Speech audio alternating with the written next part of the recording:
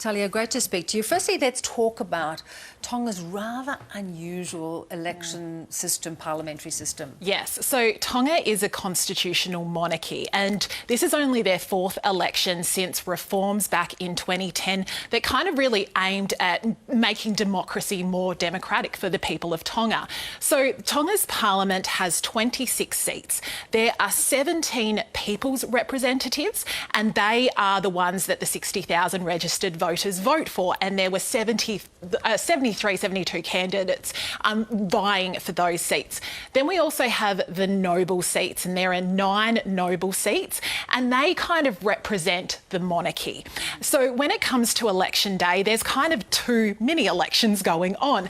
There are the people voting for the people's seats, and then there are 33 nobles who vote for the noble seats. So we already know the results of the noble seats because, I mean, 33 voters doesn't take that long. Exactly. So relatively remained unchanged. 6 people have been returned. There are 3 new nobles coming in, and they're replacing 2 nobles who are overseas with medical conditions. And there's a reason why the nobles are really stable, because it does reflect the stability of the monarchy. So obviously a busy day nonetheless for people in Tonga heading to the polls today. So what do we know of the 17 seats that will be decided by the people?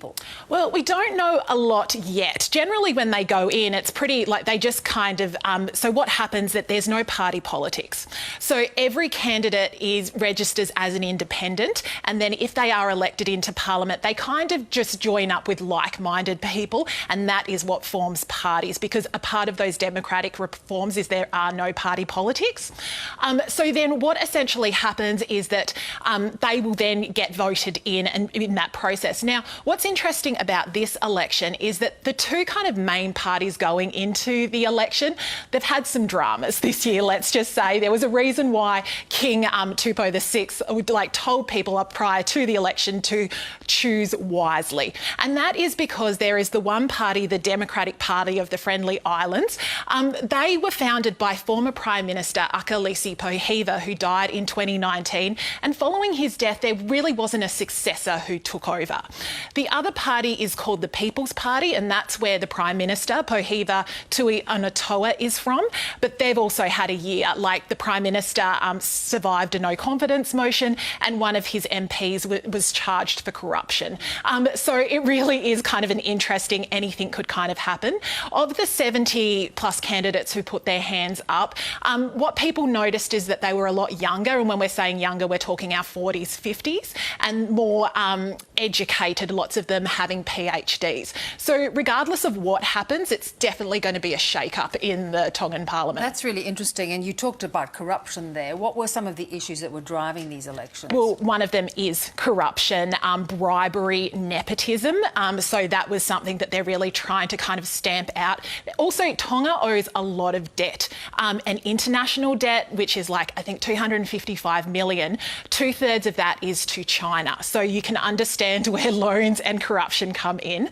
Another huge issue, of course, all around the world is the COVID pandemic. It was only in October that they lost their COVID-free status as a country when a returning person came from New Zealand. But it really did give them a scare, and there was actually criticism levelled at the government saying that they weren't prepared for what happened. Of course, always the economic downturn of what happened for a real tourism-dependent country, and they're not expected to open their borders until like March next year. So COVID, another big issue. And then finally, the other issue that we are talking about that I've just forgotten. Oh my goodness. Drug issue. The drug issue. How did I forget the drug issue? This is why you're here. So the drug issue, and it is a really huge issue. Illicit drugs, cocaine, methamphetamines. The king doesn't really give these speeches to people generally, so the fact he's come out ahead of this election to talk about it.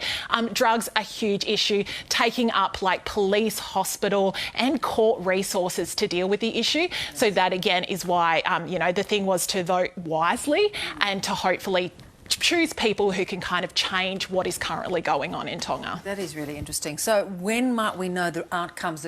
I guess it could be some time before the Prime Minister-elect emerges. Yes, so that is the other interesting quirk of the Tongan Parliament.